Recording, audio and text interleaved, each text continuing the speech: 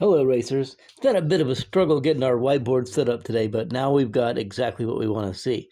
Now we're going to cover three racing lines here. And how are all three correct? Well, the answer is it's three different cars in three different situations.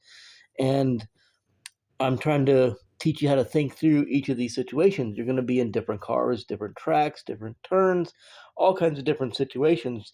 You're going to be in qualifying. You're going to be possibly in door to door someday, racing against other cars on the track at the same time. And how do we keep going fast? How do we keep our best racing line through all of that? Well, this was just in here to cover this up. These are the three cars that we're going to be looking at today, and the three lines that they took through this turn. They're all correct. Now, how are they all correct and so different? Well, we have our kind of our Miata as a stand-in. That's actually kind of a time attack Miata, so it's not really an example of any of these. But he was just here as our favorite little prop. Let's start with the spec Miata alone. Now, this is going to be this orange dot. Now, this is going to make the most geometrically smooth turn through the entire arc here. And the reason he's doing that is he doesn't have horsepower to push him hard out of the turn in that way. He has to keep his speed up as high as he can all the way through this arc.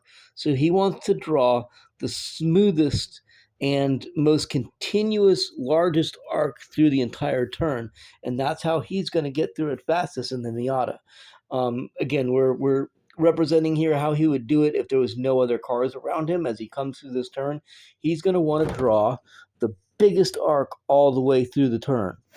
Okay, next let's take a look at the World Time Attack car, because the World Time Attack car and the Spec Miata, we're saying they're both alone on the track, hitting this turn independently with nothing in their way.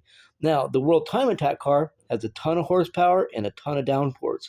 He can wait on the brakes, turn the car hard, and give up some speed because he's got the horsepower to make up for that. He can give up some speed, and now he's starting to draw a straight line all the way back here instead of way out here. So he can give up speed right here because he has the horsepower to start accelerating from this point, and he can come out of here full throttle by the time he's at this point, and he's now got a straight arc all the way out that he can use all that power on his way out, and he can use the downforce to make a really hard arc right here. Now, how about our Toyota Atlantic car in traffic? And the reason I highlighted him was a point I've used in a couple other episodes. You'll have times where you see the fastest time of the entire weekend is in traffic. These cars all had a chance during qualifying to hit this turn all alone with nothing in their way, and yet somehow this guy in this Toyota Atlantic car way over here offline because he made a drafting pass on lap 20, he got the fastest lap of the whole weekend. How did he do that when he was an entire car offline at this point back here? Well, one, he got a drafting toe, so he gained not only a good drive out of the turn, maybe a better drive than he got even in qualifying. So he had, let's say, a half a mile an hour from that.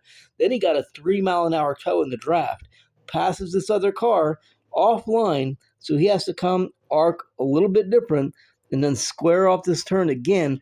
And now he's still got a bunch of downforce and a bunch of horsepower to make up for it. So he squares off the turn. He had to shoot a little bit past the World Time Attack line because he's making sure he's got this pass done.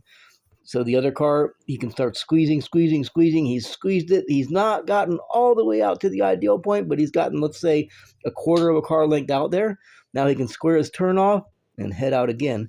And he's using that horsepower and downforce to square this turn off and get on out of the track really fast. So that's three completely different lines, three different cars, three different situations. We'll see you in the next one, racers.